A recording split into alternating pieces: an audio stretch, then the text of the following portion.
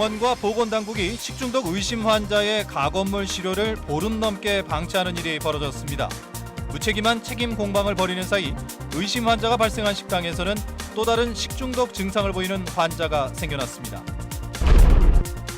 해안변 절대보존 지역에서 불법 건축물을 지은 남성에게 법원이 실형을 선고했습니다. 행정기관이 공사 중지 명령을 9차례나 내렸지만 공사를 강행해온 것으로 드러났습니다. 도내 학습지 교사들이 본사와 지점의 갑질 관행을 폭로했습니다. 도서 강매에 회원수 할당 등 피해 제보가 잇따르고 있습니다.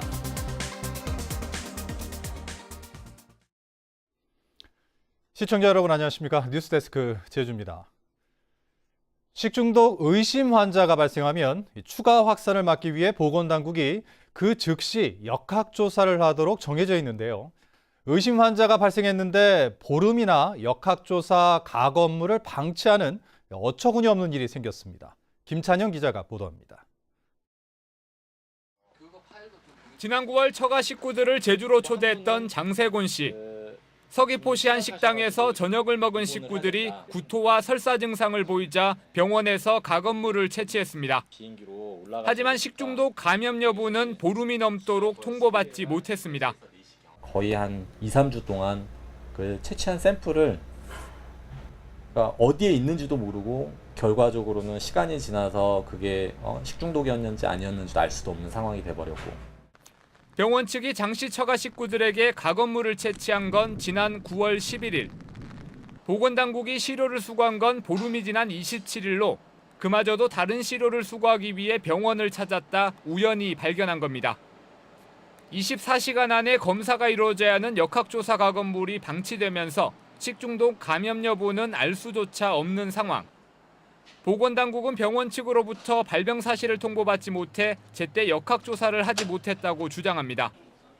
하지만 병원은 지난 11일과 12일 두 차례 팩스를 보냈고 담당자와 확인 전화까지 했다고 반박하는 상황. 병원에서 검체하고 이제 시청위생과에 신고를 했다고 하는데 저희가 이제 신고받은 건은 없습니다. 그래가지고 이제 중간에 날짜가 좀 미뤄지긴 했는데 병원과 보건당국이 무책임한 책임 공방을 벌이는 사이에 환자들이 이용했던 식당에서는 이달에도 의심 환자가 발생하는 등 감염병 관리에 구멍이 뚫렸습니다. MBC 뉴스 김찬현입니다. 영리병원 개설 여부에 대한 제주도의 입장을 조속히 결정하라는 요구가 도의회에서 제기됐습니다. 제주도의회 이상봉 의원은 오늘 오후 열린 제365회 임시회 본회의에서 5분 발언을 통해 원희룡 지사는 녹지국제병원 개설 여부에 대한 명확한 입장을 조속히 표명하라고 요구하고 현길호 의원은 행정체제 개편에 대해 기존 권고안을 수용할지 원점에서 재논의할지를 결정하라고 촉구했습니다. 도의회는 다음 달 1일까지 제주도와 도교육청을 대상으로 행정사무감사에 나서 가수 역류 사태를 둘러싼 특혜 의혹과 재미성 건물 매입 논란 등을 집중 감사합니다.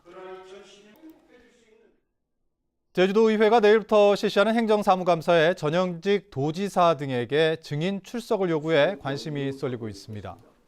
제주도의회는 오는 19일 상하수도본부를 대상으로 한 행정사무감사에 김태환, 우금민, 원희룡 3명의 전현직 도지사와 김한욱 전 JDC 이사장 등 26명에게 증인과 참고인으로 출석하라는 요구서를 발송했습니다. 도의회는 사흘 전까지 출석 요구서를 발송해야 하는 규정에 따라 어제 오전에 발송을 마쳤고 답변은 아직 없다고 밝혔습니다. 해안변 절대보전 지역에서 허가도 받지 않은 채 불법 건축물을 지은 60대 남성에게 법원이 실형을 선고했습니다.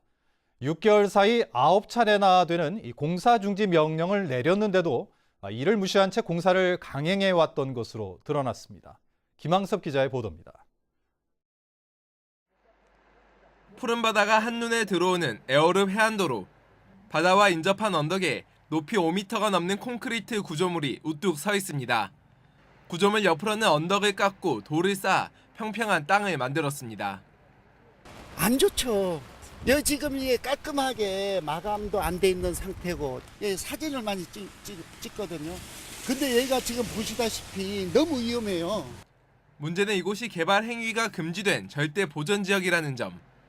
제주시는 지난해 8월 이 같은 사실을 적발하고 건축주 62살 최모 씨에게 원상 복구 명령을 내렸지만 따르지 않자 석도의 뒤 경찰에 수사를 의뢰했습니다. 이후에도 에어룹이 9차례나 공사 중지 명령을 내렸지만 공사가 강행되자 법원은 최 씨에게 징역 1년을 선고했습니다. 재판 과정에서 최 씨는 관할 관청 등의 문의 결과 명백한 불법 행위로 답변을 듣지 못했다고 주장했지만 유죄 판결을 바꾸지는 못했습니다. 제주시는 법원 판결에 따라 다시 원상복구 절차에 돌입하기로 했습니다.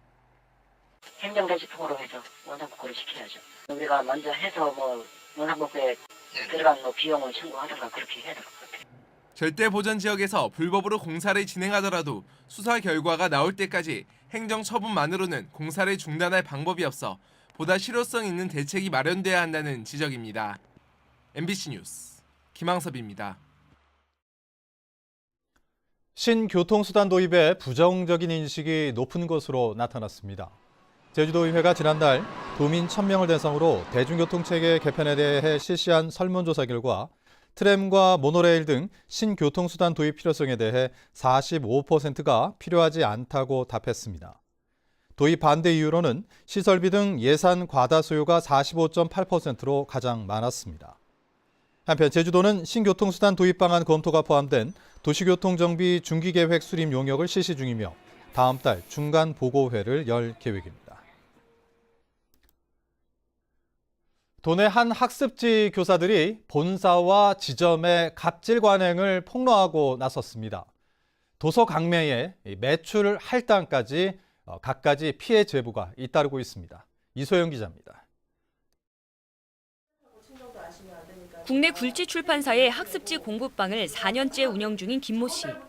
그동안 8차례에 걸쳐 700만 원가량의 도서를 불이익을 우려해 억지로 구입해왔습니다. 교사를 추가로 모집하지 못하면 벌금도 내왔다고 토로합니다. 안 하면 아침 조회 시간에 누구 선생님 꼭 하셔야 됩니다. 전체 교사 선생님인데서 안 할 수가 없어요. 정말 죄인데요. 해당 학습지 전현직 교사들이 이 같은 갑질 관행을 폭로하며 민주노총과 공동 기자회견에 나섰습니다. 공부방 회원이 갑자기 그만두면 회비와 교재비를 대납하거나 일정 이상 연차가 되면 판매 매출을 할당하는 등의 비정상적인 관행이 이어져 왔다는 겁니다. 법률 지원을 비롯하여 도내 진보정당 등과 함께 공동으로 해결 방안을 모색할 것이다. 제주지점 관계자는 본사 규정사항일 뿐 임의로 강요한 적은 없고 교사들에게 벌금 명목으로 받은 돈은 공부방 홍보비로 쓰였다고 주장합니다. 회원이 계속 마이너스 된다면 그 공부방은 폐쇄가 되지 않을까요? 그런 걸 막기 위해서 저희는 그거의 연장선으로.